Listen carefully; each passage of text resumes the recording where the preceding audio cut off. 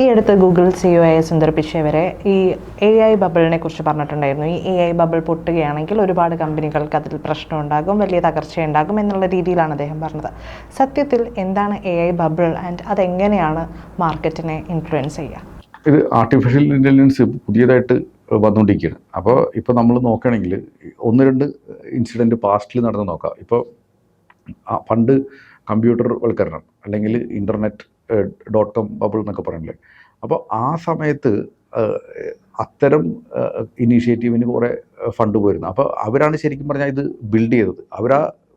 ശരിക്കും നമ്മൾ ചില ടൈമിൽ ഫസ്റ്റ് മൂവേഴ്സ് എന്ന് പറയും. ചിലപ്പോൾ ഈ ഫസ്റ്റ് മൂവേഴ്സ് ആയിരിക്കും ഏറ്റവും കൂടുതൽ റിസ്ക് എടുക്കുന്നത്. ചിലപ്പോൾ അവർക്ക് അതിൻ്റെ ബെനിഫിറ്റ് എടുക്കാനും പറ്റത്തില്ല.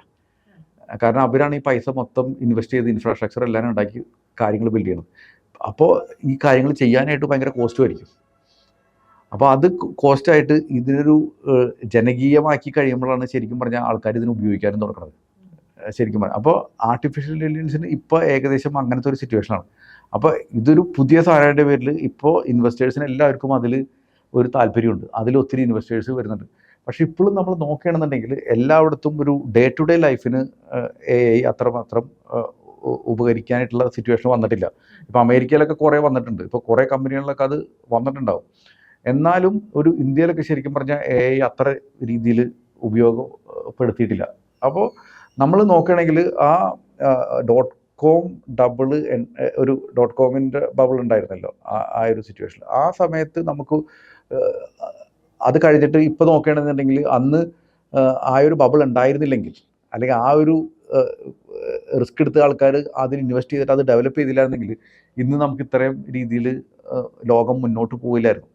അപ്പോൾ ഇനി അടുത്ത ഒരു 20 കൊല്ലത്തേക്ക് എന്താണ്, അല്ലെങ്കിൽ 10 കൊല്ലത്തേക്ക് എന്താണെന്ന് പറഞ്ഞാൽ ആർട്ടിഫിഷ്യൽ ഇൻ്റലിജൻസിൻ്റെ പ്രാധാന്യമുണ്ട്. അപ്പോൾ ഇവിടെ ഈ ബബിൾ എന്ന് പറയുമ്പോഴുള്ളൊരു വിഷയം പറഞ്ഞാൽ ഇവിടെ എന്തെങ്കിലും രീതിയിൽ കാര്യങ്ങൾ തെറ്റിപ്പോയി കഴിഞ്ഞാൽ ഇമ്മീഡിയറ്റ്ലി എന്തെങ്കിലും ഒരു പ്രശ്നം ഉണ്ടാകുന്ന കാര്യത്തിലൊരു ഡൗട്ടില്ല. കാരണം ഒത്തിരി ആൾക്കാരുടെ ഫണ്ട് ബ്ലോക്ക് ആയി പോകല്ലേ. അതെങ്ങനെയായിരിക്കും കമ്പനികളെ ബാധിക്കും? കമ്പനികൾ അതിൽ ഇൻവെസ്റ്റ് ചെയ്ത ആൾക്കാർക്ക് അത് ഉപയോഗിക്കാൻ പറ്റാത്ത ഒരു സിറ്റുവേഷൻ. ഇതിലത്തെ കാര്യം പറഞ്ഞാൽ ഇപ്പോൾ ചിലപ്പോൾ AIക്ക് ചിലപ്പോൾ ആൾക്കാർ പൈസ ചിലവാക്കിക്കണം. ചിലപ്പോൾ ഉദാഹരണം പറഞ്ഞാൽ നമ്മുടെ ഒരു ഭാഷയിൽ പറഞ്ഞിട്ടുണ്ടെങ്കിൽ ചിലപ്പോൾ AI ഇംപ്ലിമെൻറ്റ് ചെയ്യാനായിട്ട് ചിലപ്പോൾ ഇപ്പോഴത്തെ അവസ്ഥയിൽ പണ്ടത്തെ അവസ്ഥയിൽ വെബ്സൈറ്റ് ഉണ്ടാക്കണമെന്നുണ്ടെങ്കിൽ എൻ്റെ അറിവിൽ ഒരു നല്ലൊരു വെബ്സൈറ്റ് ഒക്കെ ഉണ്ടാക്കണമെങ്കിൽ ഒരു 20 ലക്ഷം രൂപയ്ക്ക് വേണ്ടി വരുന്നു. ആ വെബ്സൈറ്റിന് ഇപ്പം ഉണ്ടാക്കാനായിട്ട് ചിലപ്പോൾ 1 ലക്ഷത്തിൽ താഴെ മതി. അതെ, എനിക്ക് തോന്നുന്നു ഞാൻ തന്നെ ശ്രദ്ധിച്ചിട്ടുണ്ട്. പലരും ഈ വെബ്സൈറ്റ് എങ്ങനെയാണ് ചെയ്യേണ്ടതെന്നൊക്കെ നോക്കി കണ്ട് പഠിച്ച് ഈ AI സപ്പോർട്ടോടുകൂടി അവർ തന്നെ വെബ്സൈറ്റ് ക്രിയേറ്റ് ചെയ്യുന്ന രീതിയിലൊക്കെ ഇങ്ങനെ ഈവൻ മൊബൈൽ ഫോണിൻ്റെ കേസ് തന്നെ. പണ്ട് എത്ര രൂപ വരുന്ന ഒരു ഫോൺ വിളിക്കണമെങ്കിൽ, അല്ലെങ്കിൽ SMS ചെയ്യുന്ന പൈസ ഉണ്ടായിരുന്നു. ഇപ്പം അതൊക്കെ ഫ്രീ ആണ്. ഈ ഒരു സിറ്റുവേഷൻ ആ പണ്ടത്തെ ഒരു സ്റ്റേജിലാണ് AI ഇപ്പം നിൽക്കുന്നത്. അപ്പോൾ ഇത്രയും പൈസ ഇൻവെസ്റ്റ് ചെയ്തൊക്കെയാണ് ഈ ഒരു സിറ്റുവേഷൻ. അപ്പോൾ ഇതൊന്ന് തെറ്റിക്കഴിഞ്ഞ് കഴിഞ്ഞാൽ ചിലപ്പോൾ ചില കമ്പനികളൊക്കെ പൊട്ടിപ്പോകേണ്ട സിറ്റുവേഷൻ ഒക്കെ ഉണ്ടാവാം. അപ്പോൾ ഇത് ഈ ടൈമിൽ എൻ്റെ എക്കണോമിനെ അത് ബാധിക്കാനായിട്ട് ഇത് പേടിപ്പിക്കേണ്ട സിറ്റുവേഷൻ അല്ല.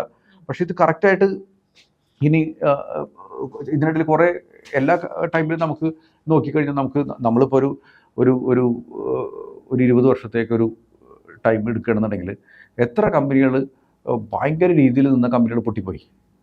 ഇപ്പം നമ്മൾക്ക് നോക്കുകയാണെങ്കിൽ യാഹു എവിടെ പോയി, കൊട്ടാക്ക് എവിടെ പോയി, ബ്ലാക്ക്ബെറി എവിടെ പോയി, ഇതൊക്കെയുണ്ടെങ്കിലും അന്ന് നിന്നിരുന്ന ലെവലിൽ എത്തിയിട്ടില്ല ഇല്ല. അപ്പോൾ ആ ഒരു സിറ്റുവേഷൻ ഇനി ഉണ്ടാവും. അപ്പോൾ ഇന്ന് കാണുന്ന കമ്പനികളൊന്നും എല്ലാവരും ഒന്നും ഉണ്ടാവില്ല. ഇപ്പോൾ ഈ ഒരു സിറ്റുവേഷൻ ഇപ്പോൾ നമുക്ക് NVIDIA ഒക്കെ എത്ര കാലമായി വന്നിട്ട്. അപ്പോൾ ഈ ഒരു സിറ്റുവേഷനിൽ നമുക്ക് ഏതൊക്കെ കമ്പനികൾ പിടിച്ചിരിക്കുന്നൊക്കെ ഉള്ളത് അവരുടെ മാനേജ്മെൻറ്റിൻ്റെ ലീഡർഷിപ്പിൻ്റെയും ഒരു സിറ്റുവേഷനാണ്. അപ്പോൾ ഈ ബബിൾ എന്ന് പറഞ്ഞു കഴിഞ്ഞാൽ ഇത് ബബിളാണെന്ന് നമുക്കറിയില്ല ശരിക്കുള്ളത്. അപ്പോൾ ഇതിനെന്ത് പറഞ്ഞു കഴിഞ്ഞാലും കുറേ ഇനീഷ്യൽ മൂവേഴ്സിന് കുറേ ഇൻവെസ്റ്റ്മെൻറ്റ് അതിലേക്ക് വന്നിട്ടുണ്ട്. ആ പൈസ അവർക്കത് കൃത്യമായിട്ട് റിട്ടേൺ അതിൽ ഉണ്ടാക്കാൻ പറ്റുമെന്നുള്ളൊരു ചോദ്യത്തിനാണ്. അപ്പോൾ അത് കാലങ്ങൾ ചെല്ലും തോറും ഇത് ഭയങ്കരമായിട്ട് ജനകീയമാവും. ആളുകളുടെ യൂസ് കേസ് കൂടും. എല്ലാവരും കോമൺ ആയിട്ട് ഉപയോഗിക്കാൻ തുടങ്ങും. അപ്പോൾ ഡെഫിനറ്റ്ലി അപ്പോൾ ഒരു 20 കൊല്ലം കഴിഞ്ഞാൽ അല്ലെങ്കിൽ ഒരു 10 കൊല്ലം കഴിഞ്ഞാൽ ഇതിൻ്റെ യൂസ് എന്ന് വെച്ചാൽ ഭയങ്കര വ്യത്യാസമായിരിക്കും. പക്ഷെ ആ ഷോർട്ട് ടൈമിൽ എന്ത് സംഭവിക്കും എന്നുള്ളത് ഒരു ടെൻഷൻ തന്നെ നോക്കി തന്നെ കാണണം. അപ്പോൾ അതിൽ ഏതൊക്കെ കമ്പനികളിലേക്ക് പ്രശ്നം ഉണ്ടാവും. പക്ഷേ ഇതിൻ്റെ യൂസ് കേസ് കറക്റ്റായിട്ട് വന്നു കഴിഞ്ഞാൽ ഇതെല്ലാവരും എന്താ പറയുക, മാനുഫാക്ചറിങ് തുടങ്ങി തുണിക്കട വരെ ഈ സാധനം AIയുടെ പ്രാധാന്യം കൂടും. അപ്പോൾ അത് ഭയങ്കര പോസിറ്റീവായിട്ട് തന്നെയാണ് നമുക്ക് കാണാൻ പറ്റുന്നത്. ഇപ്പം കമ്പനീസ് തമ്മിൽ ടൈപ്പ് ചെയ്തിട്ട് AI പല രീതിയിലും ഡെവലപ്മെൻറ്റ്സ് വരുത്തുന്നുണ്ട്. അപ്പം അതിൽ വരുന്ന റിസ്കി ഫാക്ടേഴ്സ് ഒക്കെ എന്തൊക്കെയായിരിക്കും? അല്ല, അതിൽ റിസ്കി ഫാക്ടേഴ്സ് ഇത്രയും ഇൻവെസ്റ്റ്മെന്റ് ചെയ്യല്ല, അത് നടന്നില്ല എന്നുണ്ടെങ്കിൽ അത്രയും ഇൻവെസ്റ്റ്മെന്റ് പോകുക, അതാണ് ഇതിന്റെ ഏറ്റവും വലിയ റിസ്ക് പറഞ്ഞു കഴിഞ്ഞാൽ. അപ്പോൾ എത്രമാത്രം പൈസ ഇൻവെസ്റ്റ് ചെയ്തിട്ടുണ്ട്, ആ പർട്ടിക്കുലർ പ്രൊജക്റ്റ് ഫെയിൽ ആവണമെന്നുണ്ടെങ്കിൽ അത്രയും പൈസ പോയില്ലേ. ഇതാണ് ഇതിന്റെ ഏറ്റവും വലിയ റിസ്ക് പറഞ്ഞു കഴിഞ്ഞാൽ. അപ്പോൾ ഇതൊരു ശരിക്കും പറഞ്ഞാൽ ഇതൊരു പരീക്ഷണ അടിസ്ഥാനത്തിലാണ് ഇതെല്ലാം ഇപ്പോൾ ചെയ്തുകൊണ്ടിരിക്കുന്നത്. അപ്പോൾ ഇത്തരം വലിയ കമ്പനികൾ ഇതിലേക്ക് വന്ന് ചെയ്താലേ നടക്കത്തുള്ളൂ. അതിൽ ഏതൊക്കെ കമ്പനി നിലനിൽക്കുന്നുള്ളതാണ് ഇപ്പോഴത്തെ ഒരു വിഷയം പറഞ്ഞു കഴിഞ്ഞാൽ. അപ്പോൾ നോക്കി തന്നെ കാണണം ഇത് എന്താണെന്നുള്ളത്. ഇപ്പോൾ നമ്മൾ വിചാരിക്കും ഇത്തരം കമ്പനികളൊന്നും, ഇപ്പോൾ ഈ പറഞ്ഞ കമ്പനികളൊന്നും ഇന്ത്യയിലത്തെ കമ്പനികളല്ല.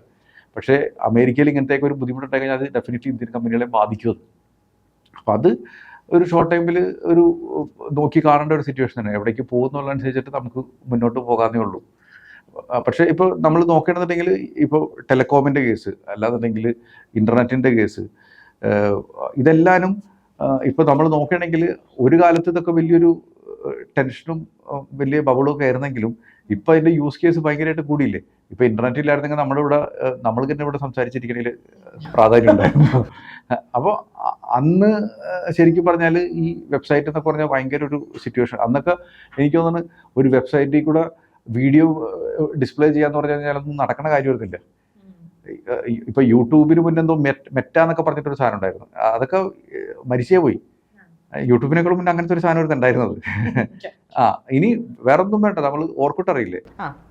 ഓർക്കുട്ട് എന്ത് കേട്ടിട്ടേ ഉള്ളൂ ഞാൻ, ആ കാലത്തിലേക്ക് ഇല്ല അല്ലേ? അപ്പൊ അങ്ങനെ എന്നാ ഇപ്പൊ ഫേസ്ബുക്ക്, അത് കഴിഞ്ഞാൽ ഇപ്പൊ ഫേസ്ബുക്ക് കഴിഞ്ഞിട്ട് ഇപ്പൊ ഫേസ്ബുക്കും എന്റെ മോളൊന്നും ഉപയോഗിക്കണില്ല, ഇൻസ്റ്റാഗ്രാമാണ്. ഇനി ഇൻസ്റ്റാഗ്രാമിൽ വേറെ സ്നാപ്ചാറ്റ് അങ്ങനത്തെ കുറെ സാധനങ്ങൾ.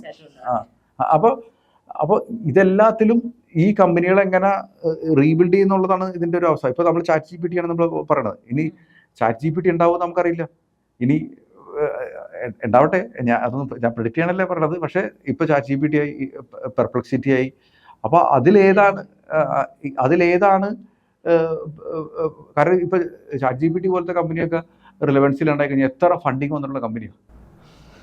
അപ്പോൾ ഇതെല്ലാം ഇൻവെസ്റ്റേഴ്സിന്റെ പണിയല്ലേ ലോസ് ആവണത്, കാരണം അവർക്ക് ആ റിട്ടേൺ വേണ്ടേ.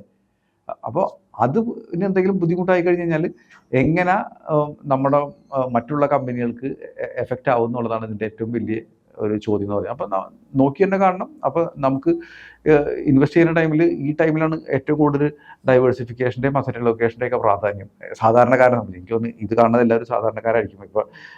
ഇപ്പോൾ എന്താ പറയുക, ChatGPTക്ക് ഫണ്ട് കൊടുത്ത ഒരാളും ഇത് കണ്ടിട്ട് ഡിസിഷൻ എടുക്കാൻ പോണില്ല.